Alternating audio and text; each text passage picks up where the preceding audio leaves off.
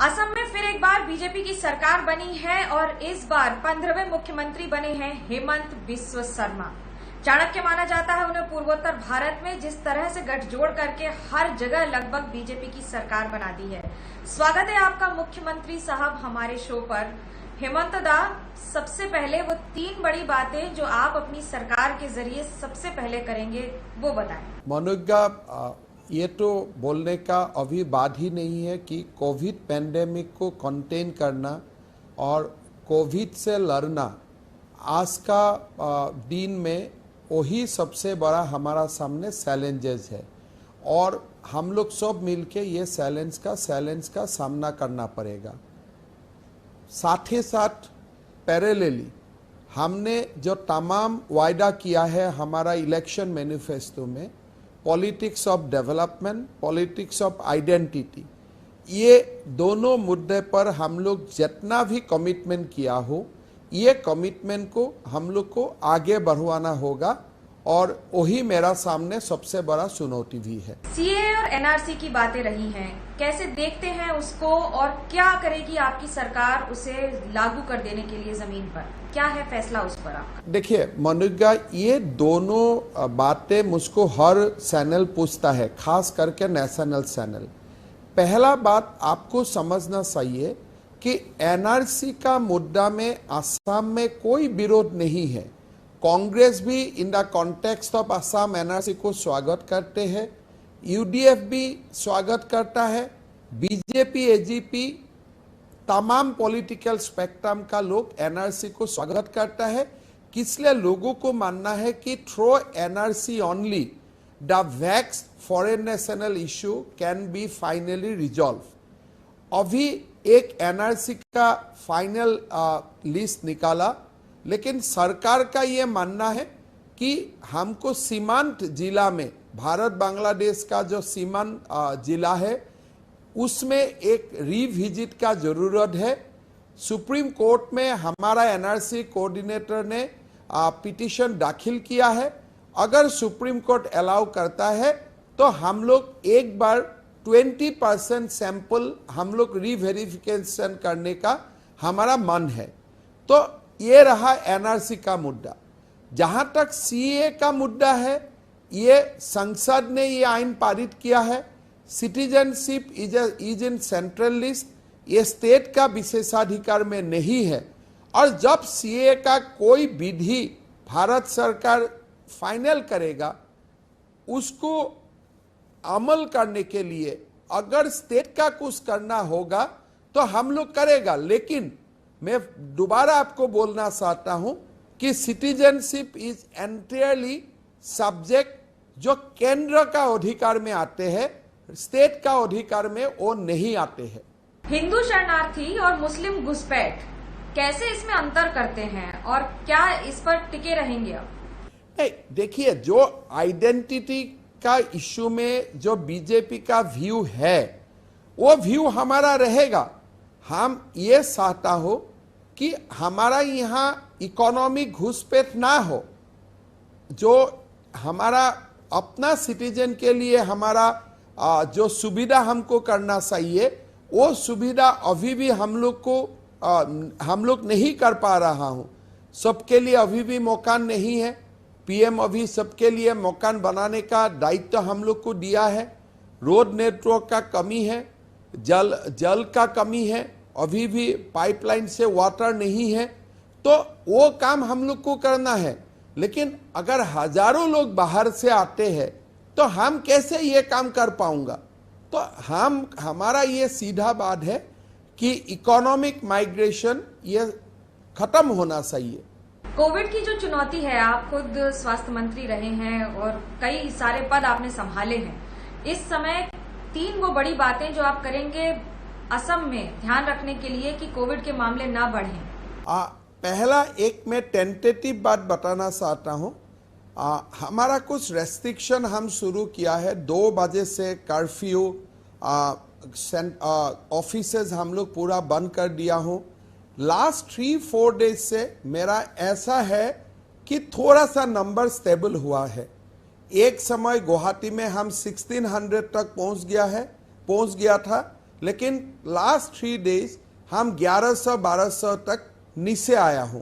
तो मेरा मानना है कि जो हमारा कंटेनमेंट पॉलिसीज है, जो हमारा टेस्ट ट्रैक और ट्रीट का जो हमारा तीनों का टी का जो हमारा मंत्र है, उसमें हम लोग काम शुरू किया है। और मेरा मानना है कि अगर हम इसी रास्ता में चलते रहता हूं तो कोविड कुछ ना कुछ कंट्रोल में अगले 10 दिन में आ जाना चाहिए। केंद्र सरकार के खिलाफ लगभग सारे नॉन बीजेपी राज्यों ने मोर्चा खोला हुआ है, लेकिन आप जब ट्वीट करते हैं तो कहते हैं हमसे ऑक्सीजन ले जाइए, काफी है हमारे पास।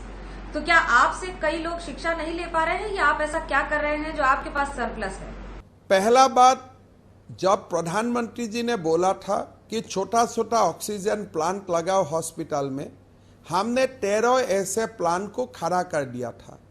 6 प्लांट का काम अभी हमारा चल रहा है। असम में ऑक्सीजन का व्यवस्था रहे, इसके लिए हमने पूरा पर्याप्त कदम उठाया।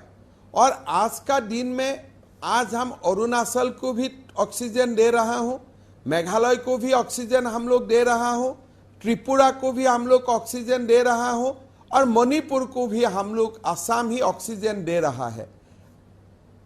केंद्रीय सरकार भी हमको 50 मेट्रिक टन का एलोकेशन किया है, और हमारा जो ओन जनरेशन है 70 मेट्रिक टन, ये दोनों मिला के अभी हमारा काम चल रहा है। असम में ऑक्सीजन के लिए एज ऑफ नाउ कोई पैनिक नहीं है। जब आप बात कर रहे हैं पूर्वोत्तर भारत की, आप नेडा के कन्वीनर रहे हैं, तो सीधा मुख्यमंत्री बन जाने से असम पर, बाकी राज्यों पर अब क्या असर पड़ेगा? क्या उनका काम जो आप देख रहे थे, लगातार मॉनिटरिंग कर रहे थे, उस पर क्या असर पड़ेगा?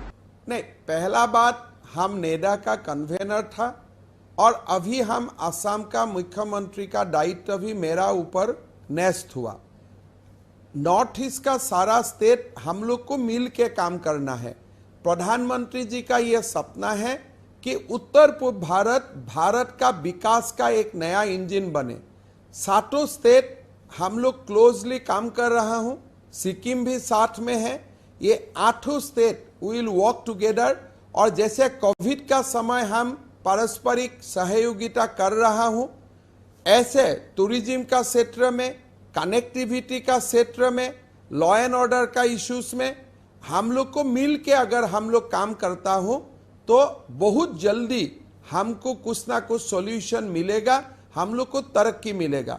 असम का मुख्यमंत्री होने का साथ साथ मैं नेडा का भी दायित्व मेरा ऊपर न्यस्त है, तो इसीलिए मुझको लगता है कि असम का साथ कोऑर्डिनेशन ये अच्छा होगा और हम लोग पूरा नॉर्थ ईस्ट एक साथ होके प्रधानमंत्री जी का सपना साकार करने का काम करेगा।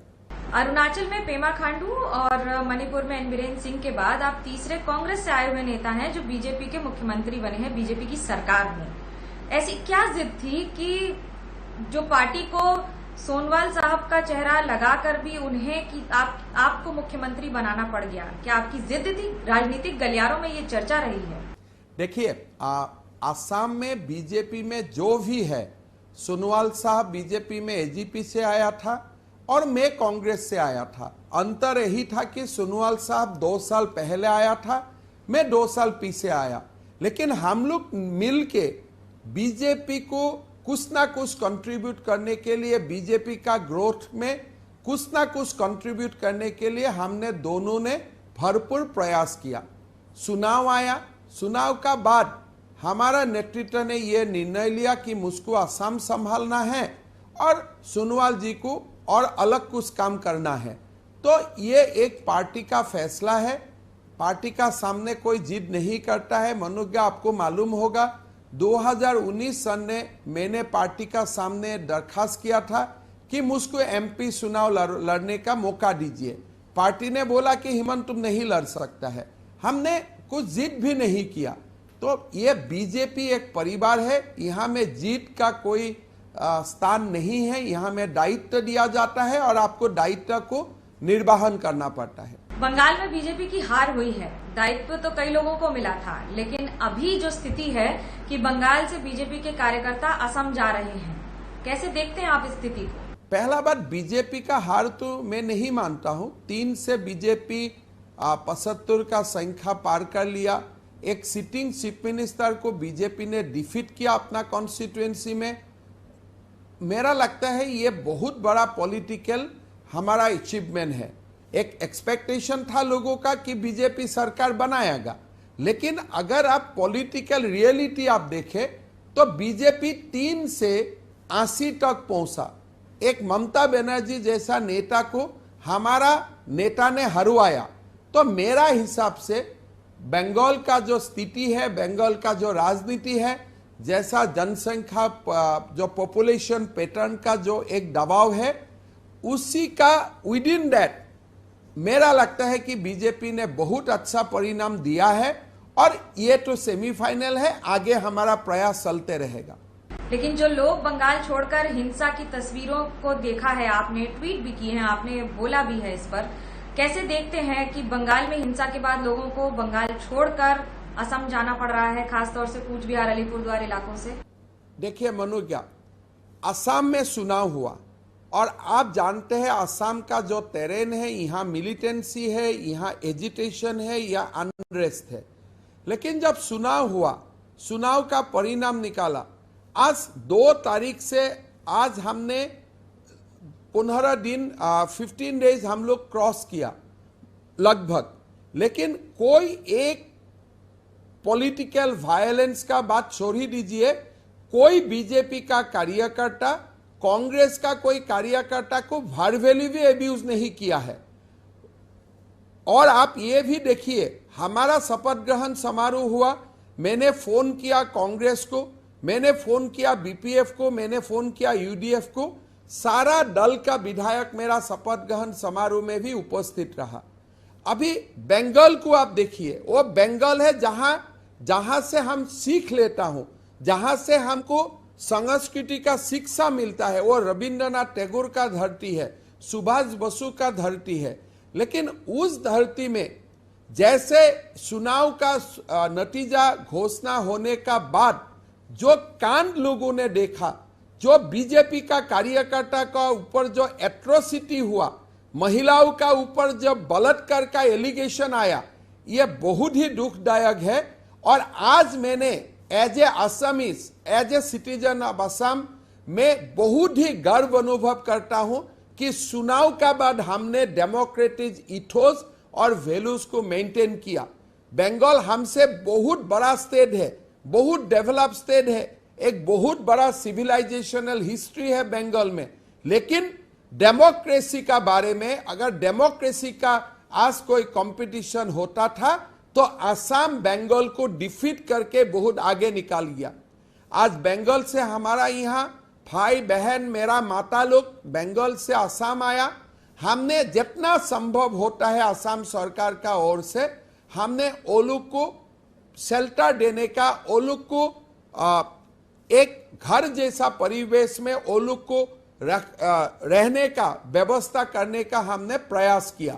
और मेरा मानना है कि बंगाल सरकार मेरा भाई बहन माँ बाबा को अपना घर तक ले जाना चाहिए, ये उनका रेस्पॉन्सिबिलिटी है और ये रेस्पॉन्सिबिलिटी उनको निर्वाहन करना चाहिए। धन्यवाद हेमंत बिस्व शर्मा जी। मुख्यमंत्री पद के लिए अब नई चुनौतियों के साथ कोविड काल में आपने दायित्व लिया है। आशा करते हैं असम में कम से कम लोगों को सुविधाएं पहले से कई गुना ज्यादा मिलेंगी इस नई चुनौती के साथ आगे निर्वाह करने के लिए। बहुत बहुत धन्यवाद। देश और दुनिया की बाकी खबरों के लिए आप देखते रहिए एबीपी न्यूज।